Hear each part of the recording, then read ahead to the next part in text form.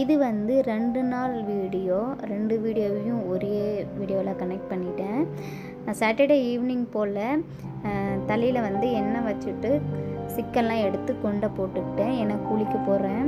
சரி குளிக்க போகிறதுக்கு முன்னாடி கொஞ்சம் ஆயிலெல்லாம் வச்சு மசாஜ் பண்ணிவிட்டு கொண்டை போட்டுட்டு போயிடலான்ட்டு வச்சுட்டு இருந்தேன்.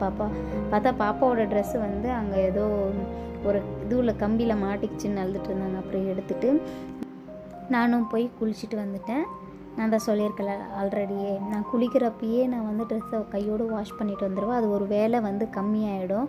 இல்லை ட்ரெஸ் அப்படியே இருந்துச்சுன்னா ட்ரெஸ் இருக்குன்னு அப்படியே மைண்ட் செட் ஆகிடும். பாத்திரமும் துணியை மட்டும் நம்ம ஸ்டாக்கில் வைக்கவே கூடாது. அப்பப்போ துவைச்சிட்டோன்னா அதுவே வேலை கம்மியாக இருக்கும் வீட்டு வேலைங்க.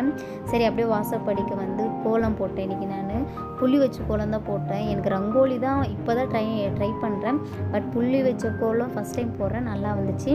அதுக்கப்புறமா பூஜை பண்ணி ஈவினிங் போல் முடிச்சுட்டேன். இது வந்து நெக்ஸ்ட் டே மார்னிங் போல் காலையில் நைட்டு சாப்பாடு இருந்துச்சு, அதை அப்படியே வச்சுட்டு காலையிலே இருந்து அதை பிசைஞ்சு தயிர் ஊற்றி பாப்பாவுக்கும் அது ரொம்ப இஷ்டம். எங்கள் ஹஸ்பண்டுக்கும் பழைய கஞ்சினா பிடிக்கும். அப்புறம் அவர் வந்ததுக்கப்புறம் அவரும் குடிச்சதுக்கப்புறமா அவர் எக் ஃப்ரூட்ஸ்னு ஒரு ஃப்ரூட்ஸ் எடுத்துகிட்டு வந்தார்.